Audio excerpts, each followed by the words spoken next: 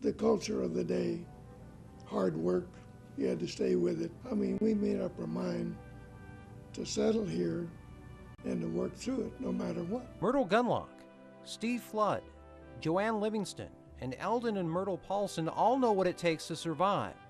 These men and women represent a group of settlers that came to establish farms on the Yuma Mesa more than 60 years ago, coming from all over the U.S., including Iowa, Texas, and California. We were all quite a friendly bunch.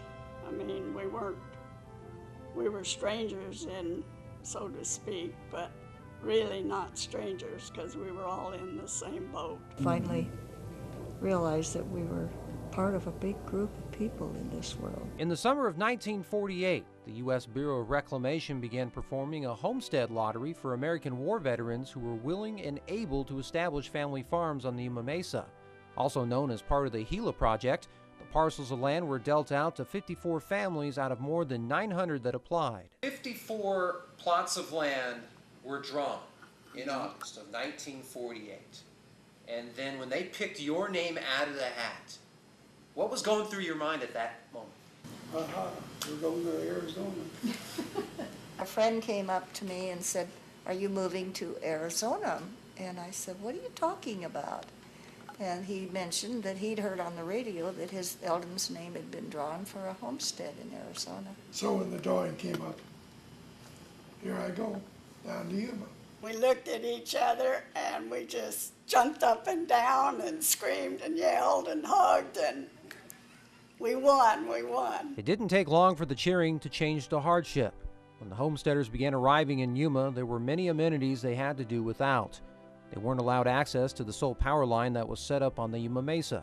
Besides not having electricity, they also had to manage without any plumbing to begin with. These conditions caused many of the homesteaders with limited farming backgrounds to leave their farms. The ones that stayed knew how to adapt. A third or half of us grew up on a farm. We grew up hardworking and understanding what life was all about. And most of those people all survived the hardships. We had practically nothing when we came. I think we had $2,000 in the bank. We lived from hay crop to hay crop, and sometimes the price of hay wasn't very good, and that was our source of income. Paved roads were few and far between on the Yuma Mesa in the years following World War II.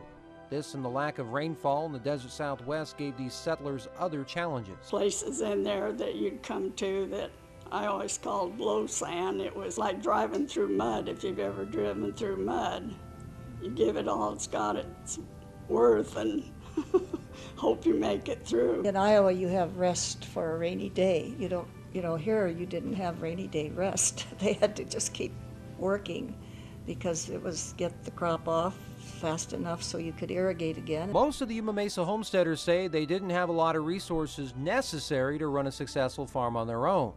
They shared their farm equipment with one another and helped each other labor through the hard times. This created a family atmosphere for people who were once strangers. We all got along well, helped each other as we went along. In the homestead group, you certainly thought of other people, and you were concerned about other people because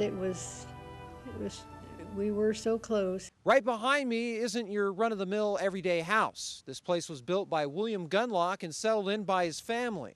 More than 60 years later, William Gunlock's widow is the last of the 1948 homesteaders who still lives in the very house she settled in. It's the first house that my husband and I ever had together, and having your own makes you feel real secure in life. My husband died there, and that's where I plan to. The few surviving men and women who once homesteaded Yuma say they don't regret making the decision to come here. Over the years, different circumstances caused many to leave the lands they once called home.